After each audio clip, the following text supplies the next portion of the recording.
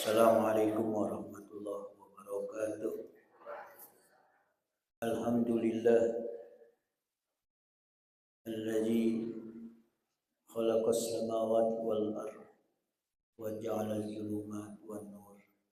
Asyhadu an la ilaha illallah wahdahu la syarika lah wa asyhadu anna Muhammadan abduhu wa rasuluh. Allahumma shalli ala Muhammad wa ala ali Muhammad wa ba'du. A'udzu billahi minasy syaithanir rajim. Bismillahirrahmanirrahim.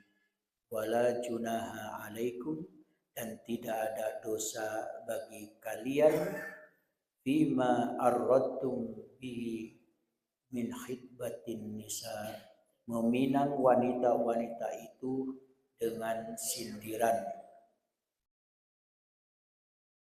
Au aknantum fi anfusikum, atau kalian menyembunyikan keinginan mengawini mereka dalam hati kalian. Alima annakum satajkurunahunna, Allah mengetahui bahwa kalian akan menyebut-nyebut mereka. Walakin la tuwaiduhunna sirra, dalam pada itu janganlah kalian mengadakan janji kawin dengan mereka secara sir, rahasia. Sehingga ada istilah sir ya, rahasia. Illa an taqulu qawlan ma'rufa, kecuali sekedar mengucapkan kepada mereka perkara yang ma'ruf, yang baik. Wala ta'zimu uqdatan nikah hatta yablughul kitabu ajalah. Janganlah kalian berazam, bertetap hati untuk berakad nikah sebelum habis idahnya. Wa'lamu, dan ketahuilah oleh kalian, annallaha, sesungguhnya Allah, bahwasanya Allah ya'lamu, mengetahui ma fi anfusikum, apa yang ada di dalam hati kalian. Fahzaruh, maka takutlah kepadanya, kepada Allah. Wa'lamu, dan ketahuilah, annallaha, bahwasanya Allah ghafurun, maha pengampun, halimun, maha penyantun. Pengampun, penyantun.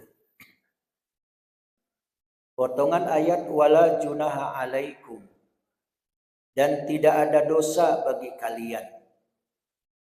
Apa yang dimaksud tidak ada dosa? Melamar wanita-wanita yang ditinggal mati oleh suami.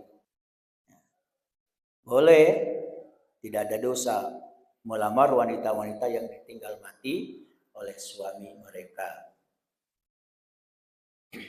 Tentu dalam iddahnya. Namun di sini ada nanti ungkapan arradtum bih, secara sindiran, berarti tidak terang-terangan. Bapak Ibu rahimakumullah, memang ada beberapa periwayatan As-Sawri, Subah, Ibnu Jarir, kemudian yang lainnya dari Mansur, dari Mujahid, Ibnu Abbas, sekaitan dengan potongan ayat wala junaha alaikum, tidak ada dosa bagi kalian apa? Untuk meminang wanita itu dengan sindiran. Fima arradtum bi min khitbatin nisa, dengan cara sindiran. Yang dimaksud dalam riwayat ini kata-kata arradtum, ta'rid dari kata arroda. Ta'rid, sindiran, ialah bila seorang lelaki mengatakan sesungguhnya aku ingin kawin. Sesungguhnya aku ingin kawin. Dan sesungguhnya aku ingin mengawini seorang wanita yang anu dan yang anu sifatnya. Begini, begitu. Nah, si fulanah ini dengan kata-kata yang telah dikenal. Tentu di daerah masing-masing bagaimana cara sindiran kalau ingin meminang atau ingin kawin. Ya pandai-pandailah. Seruman di Tampiawa tuh balain judi Arab. Misalnya si A ingin kepada si Soto ingin sama si Siti misalnya kan. Nah, dengan sindiran. Menurut riwayat yang lain, kata-kata sindiran lamaran seperti aku ingin bila Allah memberi aku rizki. Nah, yang dimaksud ya mengawinkan aku dengan seorang wanita yang bla bla bla bla. Nah, atau mungkin ada kalimat yang lain, yang penting tidak boleh menyebutkan pinangan secara tegas kepadanya.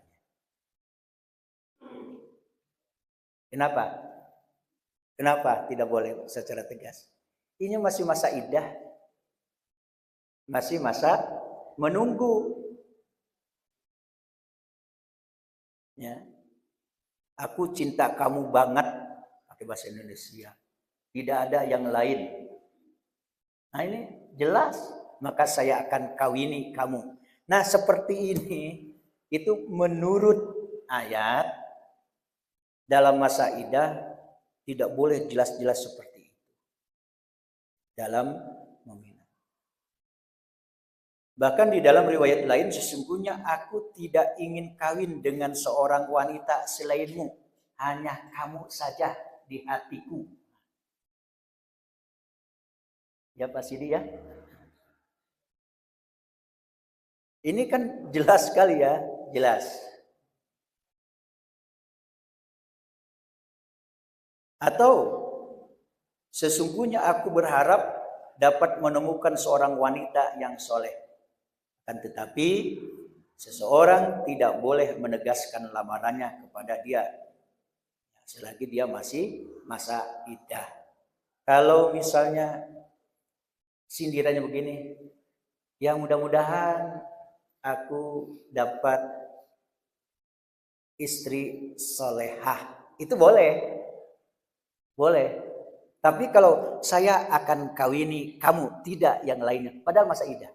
Tapi kalau saya ingin dapat yang soleha, perhatian, baik, pengertian, itu boleh.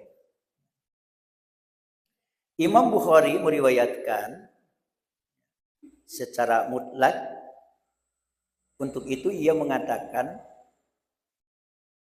menceritakan kepadanya Talq ibnu Ghanam, Zaidah, Mansur dari Mujahid, dari Ibnu Abbas sekaitan dengan surah Al-Baqarah 235, dan tidak ada dosa bagi kalian meminang wanita-wanita itu dengan sindiran. Dalam riwayat lain dikatakan di sini, yang dimaksud dengan sindiran ialah bila seseorang lelaki mengatakan, sesungguhnya aku ingin kawin. Kan biasa kalau ungkapan seperti ini. Aku ingin kawin, biasa. Sesungguhnya wanita benar-benar merupakan hajatku. Apa arti hajat? Bahasa Arab yang sudah menjadi bahasa Indonesia, keinginanku. Alhamdulillah kalau hajatnya kepada perempuan lelaki. Yang gawat itu lelaki hajatnya kepada pria. Gawat. LGBT jadinya. Ini tak apa, tak mengapa. Aku berharap semoga dimudahkan untuk mendapat wanita yang soleha. Silahkan. Itu ungkapan dari potongan ayat yang fala junaha. Tidak dosa kalau seperti itu. Tidak dosa. Hal yang sama berlaku pula terhadap wanita yang ditalak bain. Talak bain itu yang tidak boleh balik lagi, bersatu lagi. Nah, melamarnya dengan kata-kata sindiran. Seperti yang telah dikatakan oleh Nabi Muhammad SAW kepada siapa? Kepada Fatimah binti Qais. Ketika diceraikan oleh suaminya Abu Amr ibnu Habis. Dalam talak yang ketiga. Makanya dinamakan talak ba'in. Ya, talak ba'in. Nabi SAW terlebih dahulu memerintahkan Fatimah binti Qais untuk melakukan idahnya di dalam rumah Ibnu Umi Maktum. Lalu Nabi SAW bersabda kepadanya, apabila kamu telah halal, berarti sudah boleh dinikahi, maka beritahulah aku. Nah, ketika masa idah Fatimah binti Qais telah habis, maka ia dilamar oleh Usamah ibnu Zaid. Dia merupakan pelayan Nabi SAW. Lalu Nabi mengawinkan Fatimah binti Qais dengan Usamah tersebut. Kan jelas-jelas habis masa iddahnya. Yang Fatimah ada keinginan nikah kembali, juga Rasulullah tahu, Usamah pun ingin. Nah, ini diketahui oleh Rasulullah. Tapi itu semuanya dengan sindiran atau kata-kata yang tidak langsung. Nah, inilah yang dikatakan fala junaha, ya. Wala junaha alaikum fima aradtum bi min khitbatin nisa. Tidak dosa yang seperti ini. Seperti ada peristiwa pada zaman Rasulullah mengenai Fatimah binti Qais yang akhirnya dinikahkan dengan Usamah. Kemudian maksud dari au aknantum fi anfusikum, atau kalian menyembunyikan keinginan mengawini mereka. Tentu kalau menyembunyikan di dalam hati. Bagaimana yang seperti ini? Memendam keinginan untuk melamar mereka menjadi istri kalian. Itu yang dimaksud aknantum fi anfusikum. Sama halnya di dalam surah Al-Qasas sebagai penjelas dan penguat dari Al-Baqarah. Ya. Ayat yang kita bahas, Al-Qasas ayat 69, wa rabbuka ya'lamu ma tukinnu suduruhum wa ma yu'linun. Dan Tuhanmu mengetahui apa yang disembunyikan dalam dada mereka dan apa yang mereka nyatakan. Allah tahu yang disembunyikan dalam hati, Allah tahu, apalagi yang dinyatakan dan dilahirkan, Allah tahu. Ada juga di dalam surah Al-Mumtahanah ayat 1. Wa ana a'lamu bima akhfaitum wa ma a'lantum. Aku lebih mengetahui apa yang kalian sembunyikan dan apa yang kalian nyatakan. Maka oleh karena itu, di potongan ayat selanjutnya Al-Baqarah 235, alimallah annakum satadkurunahunna. Allah mengetahui bahwa kalian akan menyebut-nyebut mereka sebenarnya itu. Nah, itulah. Awak terkadang tak tahu jo bahanan anak awak dan minatu awak, bahanan dicaraian, bahanan ditinggal mati, bahan masa idahnya kan awak dah tahu. Isi hatinya. Kalau Allah Maha tahu. Walakin la tuwaiduhunna sirra. Tetapi janganlah kalian mengadakan janji kawin dengan mereka secara rahasia. Ada riwayat Ali ibnu Abu Tolhah mengatakan dari Ibnu Abbas sehubungan dengan makna ayat tadi. Apa? Janganlah kamu katakan kepadanya, sesungguhnya aku cinta kepadamu. Nah, ini langsung. Ya, uhibbuka, I love you. Langsung. Tentu I love you, ibu-ibu. Walakin la tuwaiduhunna sirra. Tetapi janganlah kalian mengadakan janji kawin dengan mereka secara rahasia. Artinya janganlah kamu katakan kepadanya, sesungguhnya aku cinta kepadamu. Berjanjilah kamu bahwa kamu tidak akan kawin dengan lelaki selainku. Atau kalimat-kalimat yang seumpama. Ada riwayat lagi dari Mujahid bahwa yang dimaksud dengan janji rahasia ialah ucapan seorang lelaki kepada wanita yang bersangkutan. Janganlah engkau biarkan dirimu terlepas dariku, karena sesungguhnya aku akan mengawinimu. Qatadah mengatakan yang dimaksud ialah bila seorang lelaki mengambil janji dari seorang wanita yang masih berada dalam idahnya, yang isinya mengatakan seperti ini, janganlah kamu kawin dengan selainku nanti ya. Oke, ready? Maka Allah juga melarang hal tersebut dalam melakukannya, tetapi dia menghalalkan lamaran dan ucapan tersebut secara ma'ruf. Ya, secara ma'ruf. Itu ma'ruf dengan cara yang baik, ya. Menjaga kehormatan.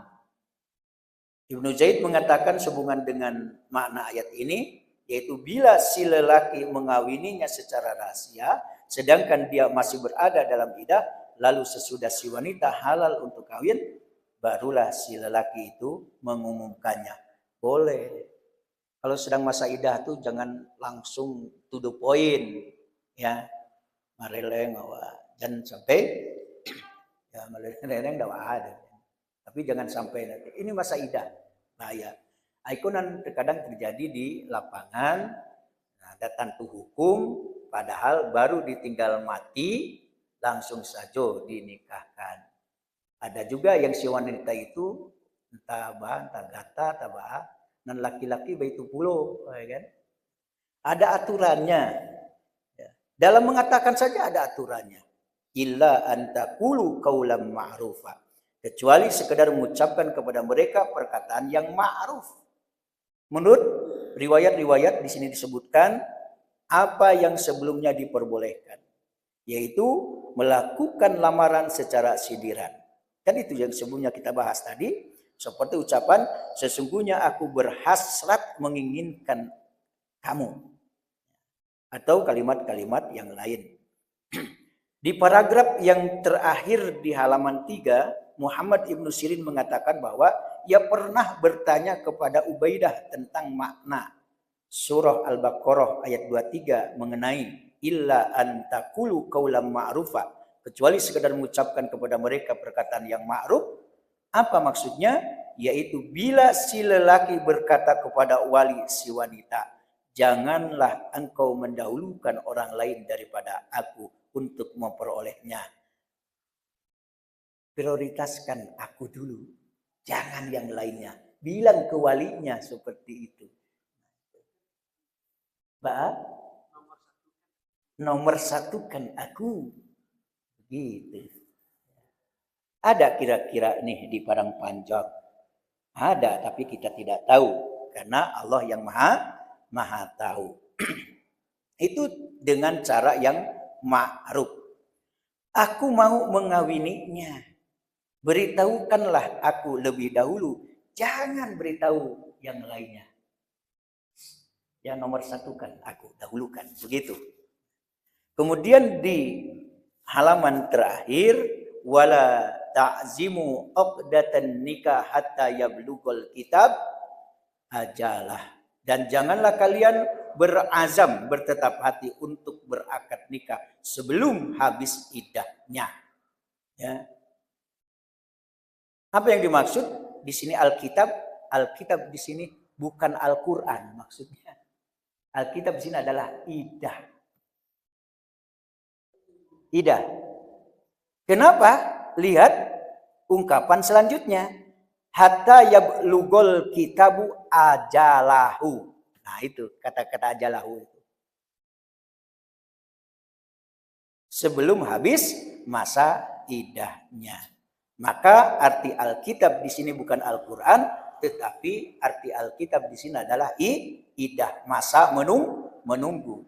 Janganlah kalian melakukan akad nikah dengannya sebelum masa iddahnya habis. Hebat aturan Allah itu mengatur kita sebenarnya. Aiko bananan awam bagi kita. Tidak sah melakukan akad nikah dalam masa iddah. Sepakat ya? Mengenai masalah seorang lelaki yang mengawini seorang wanita dalam iddahnya, maka keduanya dipisahkan. Nah, itu hukum. Ini masih masa menunggu. Kita dudukan lagi hukum kemarin. Kalau masa iddah, cerai, talak dengan suaminya. Tapi hidup, berapa iddahnya? 3 kali suci. Istri yang ditinggal suami mati, berapa iddahnya? 4 bulan 10 hari. Bisa lulus ini ke tanah suci semuanya. Leita kana aja kaji. Kalau istri ditinggal mati oleh suaminya, idahnya 4 bulan 10 hari. Jadi yang seperti ini habiskan dulu masa idah si perempuan tadi. Kalau juga masih nikah, maka pisahkan kedua-duanya. Kau udah kuliah, udah kuliah. Kau masih masa idah, kau padusi kau. Nah gitu. Jadi tidak boleh pisahkan. Ulama berpendapat bahwa si wanita tidak haram baginya, melainkan pihak lelaki boleh melamarnya kembali bila idah si wanita telah habis. Intinya telah habis idah. Wa'lamu annallaha ya'lamu ma fi anfusikum fahzaru. Dan ketahuilah bahwasanya Allah mengetahui apa yang ada dalam hati kalian, maka takutlah kepada Allah. Allah memperingatkan sebenarnya ini kepada mereka tentang apa yang ada di dalam hati mereka. Ya termasuk itu ikhlas tidak ikhlas itu memang Allah mah tahu. Tapi cari betul lah, jarang tapi yang jarang itu cari lihat. Yang jarang gitu. Jadi ini sebenarnya peringatan juga, boleh sih boleh tapi peringatan juga. Ya.